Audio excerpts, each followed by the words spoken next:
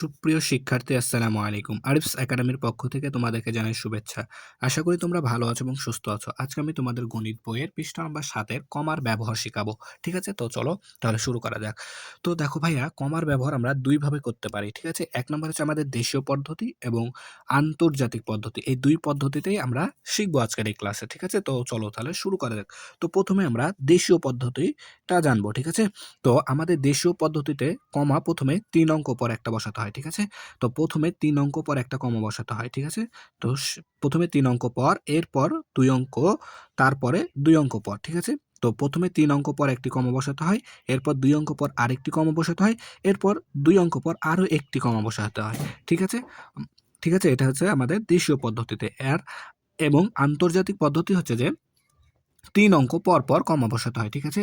তো দেখো ১ম এ ৩ অঙ্ক পর কমা বসাতে হয়, এরপর ৩ অঙ্ক পর কমা বসাতে হয়। ঠিক আছে? তাহলে আমাদের আন্তর্জাতিক পদ্ধতি হয়ে যাবে। ঠিক আছে?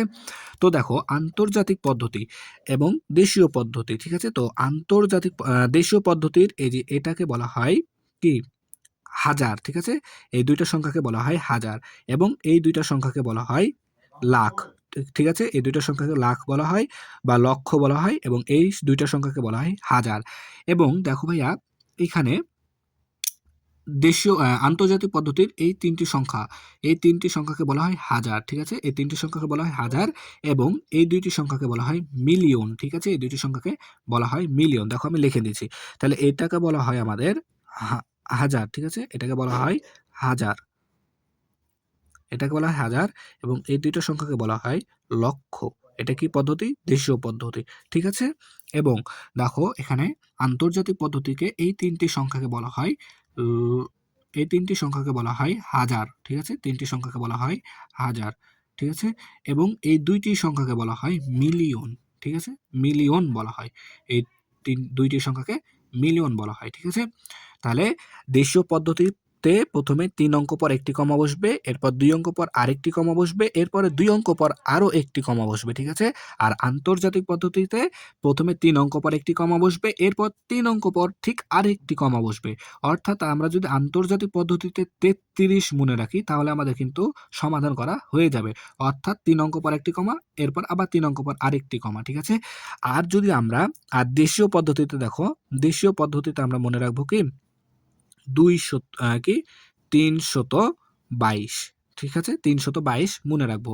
তাহলে ১ম এ ৩ অঙ্ক পর একটি কমা বসবে, এরপর ২ অঙ্ক পর আরেকটি কমা বসবে, তারপরে আরেকটি ২ অঙ্ক পর কমা বসবে। ঠিক আছে? তাহলে আমরা সমাধান করে ফেলতে পারবো। তো দেখো ৭ পৃষ্ঠাতে ১ নম্বর কিছু অঙ্ক দেয়া আছে ৪ টা, হ্যাঁ? এই ৪ টা দেখো আমরা সমাধান করব। তাহলে তোমরা ক্লিয়ার হয়ে যাবে তোমাদের সবকিছু। ঠিক আছে? তো দেখো ১ম এ আমরা এই পাশেরগুলা দেশীয় পদ্ধতিতে করব এবং এই পাশে আমরা আন্তর্জাতিক পদ্ধতি করব। ঠিক আছে? তো দেখো দেশীয় পদ্ধতিতে যদি আমরা করি তাহলে ১ম এ আমাদের ৩২২ টা মনে রাখলেই হবে। তাহলে ১ম এ ৩ ঘর পর একটা কমা দিতে হবে। ঠিক আছে? তো দেখো এরপর কিন্তু আর সংখ্যা নাই। ঠিক আছে? একটা সংখ্যা আছে। তাহলে হবে না। তাহলে এখানে আমাদের একটি কমা বসাতে হবে। তাহলে আমাদের এটা কত হবে? ৩২০৬। ঠিক আছে? আর আমরা যদি এটা ইয়াতে করি, কি বলে? আন্তর্জাতিক পদ্ধতি করি, তাহলে দেখো ১ম এ ৩ অঙ্ক পর একটি কমা বসাতে হবে। তাহলে ৩ অঙ্কর পরে হাজারের স্থান। তাহলে এটাও আমাদের হচ্ছে কি? ৩২০৬ আন্তর্জাতিক পদ্ধতিতেও। ঠিক আছে? এরপর দেখো আমরা ২ নাম্বারটা করব। তো ২ নাম্বারটা দেখো ৩২২। তাহলে এই যে ৩২২। তাহলে ১ম এ দেশীয় পদ্ধতিতে। তাহলে ৩ অঙ্ক পর একটি কমা, এরপর ২ অঙ্ক পর একটি কমা, এরপর ২ অঙ্ক পর আরো একটি কমা বসাতে হবে। কিন্তু দেখো ভাইয়া, এই ২ অঙ্কের পরে এই পাশে কিন্তু আর কোনো সংখ্যা বা অঙ্ক নেই। ঠিক আছে? তাহলে আমাদের আর কোনো কমা বসানোর দরকার নেই।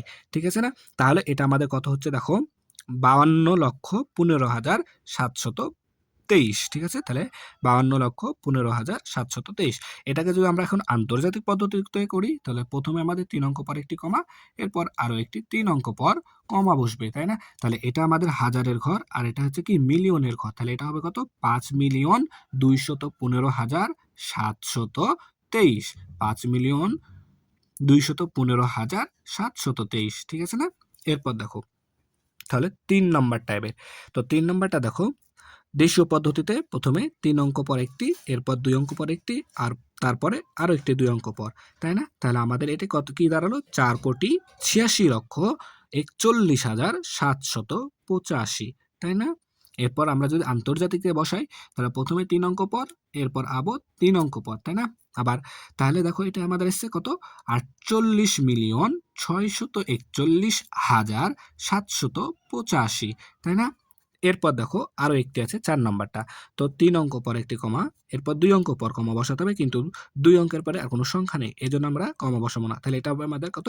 ৮০,০০০৬, ঠিক আছে না? আর যদি আমরা আন্তর্জাতিকে বসাই, প্রথমে ৩ অঙ্ক পর, তাহলে ৩ অঙ্ক পর আবার বসাতে হবে। তাহলে দেখো ২ টা অঙ্ক আছে, এরপর কোনো অঙ্ক নাই। তাহলে আর কমা বসবে না। তাহলে এটা আমাদের কত হবে?